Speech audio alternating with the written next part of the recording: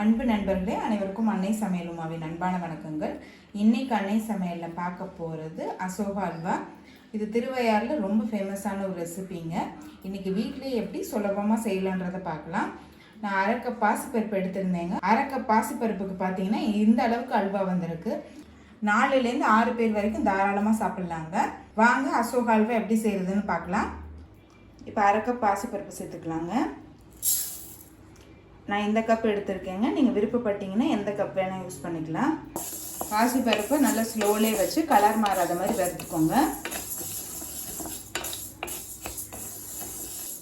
பாசிப்பருப்பை வறுத்துட்டு வேக வச்சிங்கன்னா டேஸ்ட் ரொம்ப நல்லா இருக்குங்க. இப்போ பாசிப்பருப்பை நல்லா வாசனை வர வரைக்கும் வறுத்தாச்சுங்க. பாசிப்பருப்பை நல்லா கழுவிட்டு குக்கரில் வேக வச்சுக்கலாம். இப்போ பாசிப்பருப்பை கழுவி வச்சுங்க. இப்போ தேவையான அளவு தண்ணி சேர்த்துக்கலாம். இப்போ மூடி போட்டு குக்கர்லேருந்து 4 விசில் வந்தோடனே இறக்கி வச்சிடலாம். இப்போ பாசிப்பருப்பு நல்லா வெந்துருச்சுங்க. இப்போ இது வந்து மிக்சியில் ஒரு சுத்து போட்டு எடுத்துக்கலாம். உங்ககிட்ட பிளெண்டர் இருந்ததுன்னா நீங்கள் அதை யூஸ் பண்ணிக்கோங்க. இப்போ வேக வச்ச பாசிப்பருப்பை இது மாதிரி மிக்சியில் நைஸாக அரைச்சிக்கோங்க. அப்போ தான் அல்வா கன்சிஸ்டன்சிக்கு இருக்கும். இன்னும் கொஞ்சம் திப்பி திப்பியாக இருக்கும். கடாயில் தேவையான அளவு நெய். இப்போ 1 டேபிள் ஸ்பூன் கோதுமை மாவு சேர்த்துக்கலாம். நல்லா கட்டி இல்லாமல் அதை கரைச்சிக்கலாங்க. பச்சை வாசனை போக நெய்யில் நல்லா வறுத்துக்கலாம். நல்ல ஒரு அடிகனமான கடாயை எடுத்துக்கோங்க. அப்போ தான் அல்வா கிண்டுறதுக்கு நமக்கு ஈஸியாக இருக்கும். நீங்கள் விருப்பப்பட்டீங்கன்னா நான்ஸ்டிக் கூட யூஸ் பண்ணிக்கலாம். இப்போ கோதுமை மாவை நல்லா பச்சை வாசனை போக வறுத்தாச்சுங்க. அடுத்தது நம்ம பாசிப்பருப்பை சேர்த்துக்கலாம்.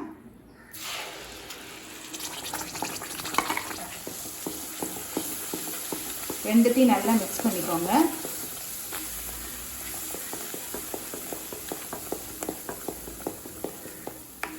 நல்லா கட்டி இல்லாமல் இருக்க கிளறிக்கிட்டே இருங்க.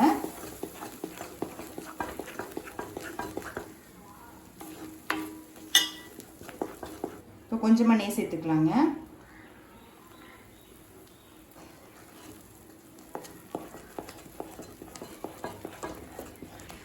ஒரு 5 நிமிஷம் வரைக்கும் நல்லா கிளறிக்கலாம்.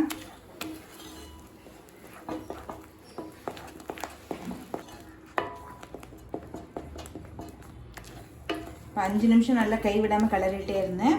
பாசிப்பருப்பில் இருக்க அந்த பச்சை வாசனை போயிடுச்சு. அடுத்தது 1 கப் சர்க்கரை சேர்த்துக்கலாம்.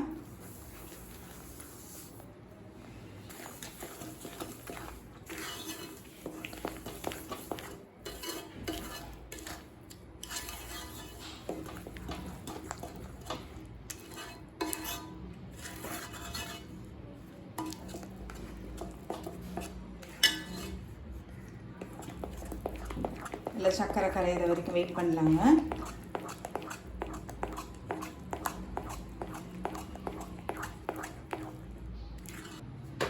இன்னும் கொஞ்சம் நெய் சேர்த்துக்கலாம்.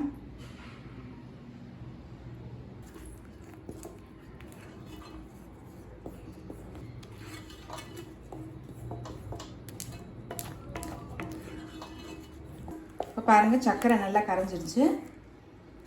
அடுத்தது கொஞ்சம் ஏலக்காய் பொடி. அடுத்தது ரெட் ஃபுட் கலர் சேர்த்துக்கலாங்க.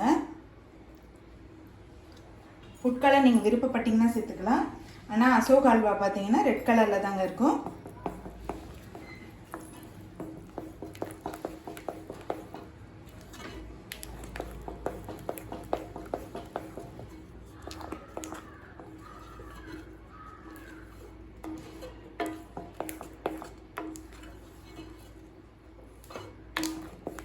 இன்னும் கொஞ்சம் நெய் சேர்த்துக்கலாம்.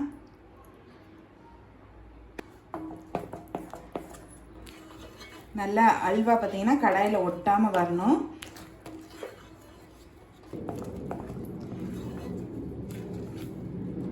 நம்ம எந்த அளவுக்கு பாசிப்பருப்பு எடுக்கிறோமோ அந்த அளவுக்கு நெய் எடுக்குங்க. இப்போ அடுத்தது நெய்யில் வறுத்து வச்சுருக்க முந்திரியை சேர்த்துக்கலாம்.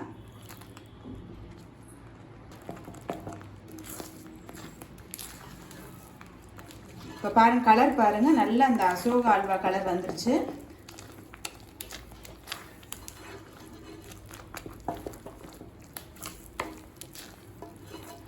கடாயில் நல்லா ஒட்டவே இல்லை.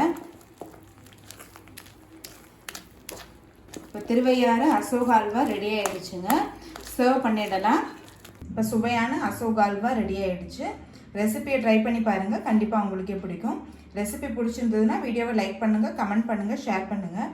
இது வரைக்கும் அன்னை சமையல் சேனலை சப்ஸ்கிரைப் பண்ணலன்னா சப்ஸ்கிரைப் பண்ணுங்கள். தேங்க்யூ.